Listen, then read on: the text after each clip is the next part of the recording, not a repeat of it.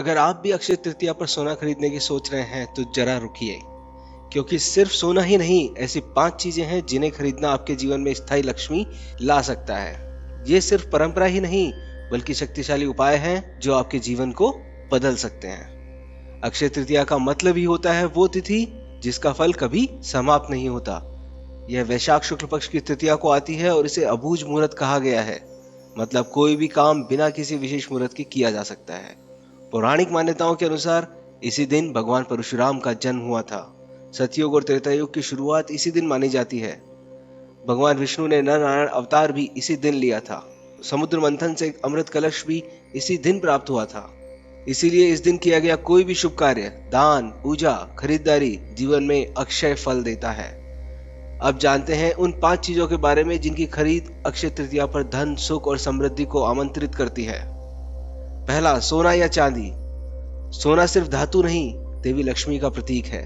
इस दिन सोने या चांदी की खरीद का अर्थ है घर में मां लक्ष्मी का स्वागत। खरीदते समय सफेद या पीले वस्त्र ही पहने। घर लाकर सोने चांदी को कुमकुम और हल्दी लगाएं। देवी लक्ष्मी के चरणों में उसे अर्पित करना ना भूलें। एक जरूरी बात, एक छोटी चांदी की लक्ष्मी गणेश मूर्ति भी लाकर घर के मंदिर में रखें। इससे आर्थिक उन्नति होती है। दूसरा, तुलसी का पौधा।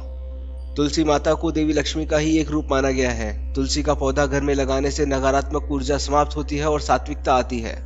ध्यान रहे, तुलसी का पौधा पूर्व दिशा में लगाएं। प्रतिदिन दीपक जरूर जलाएं और जल अर्पित करें।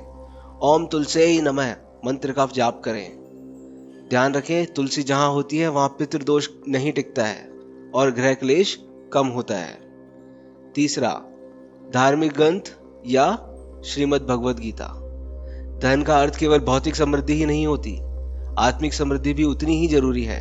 अक्षय तृतीया पर गीता या रामायण जैसे ग्रंथों की खरीद और पाठ जीवन को दिशा देते हैं। ध्यान रहे, इस दिन से गीता का एक अध्याय पढ़ने की शुरुआत कर सकते हैं। बच्चों को रोज एक श्लोक सिखाएं। आत्मिक समृद्धि से निर्णय शक्ति, शांति और परिवार में संतुलन आता है, जो दीर्घकाल में भौतिक धन से भी अधिक मूल्यवान है। चौथा, किचन के बर्तन। शास्त्रों में कहा गया है कि जैसा अन्न वैसा ही मन, और अन्न को रखने वाले बर्तन यदि शुभ धातु के हों तो घर में कभी धन और अन्न की कमी नहीं होती है। ध्यान रखें, अक्षय तृतीया पर पीतल या तांबे के बर्तन खरीदें। पहले दिन उसमें जल भरकर मंदिर में रखें। 7 दिन तक उसी बर्तन से तुलसी को जल दें। उसके बाद आप उस बर्तन को यूज कर सकते हैं। एक विशेष बात, तांबे का लोटा या पीतल की थाली दोनों अग्नि और जल तत्व से जुड़े हैं। इनकी ऊर्जा घर को स्थिरता देती है। पांचवा, दीपक या फिर पूजन सामग्री। दीपक को देवी लक्ष्मी का स्वरूप माना गया है।